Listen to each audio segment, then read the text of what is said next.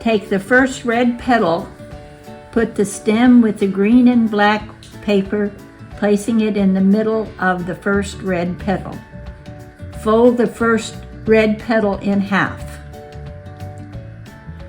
Take the second red petal, put the stem with the first red petal in the middle, facing the opposite direction.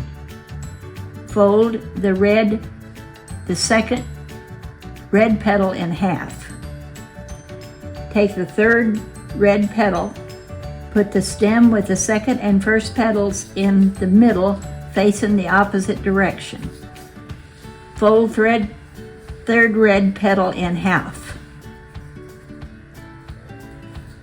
Take the fourth red petal, put the stem with the third, second, and first red petals in the middle, facing the opposite direction.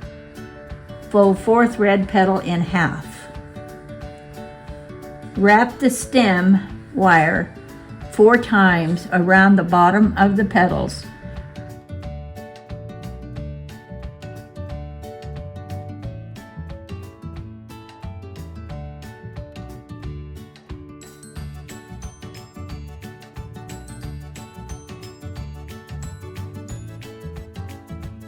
Place the in memoriam paper through the stem.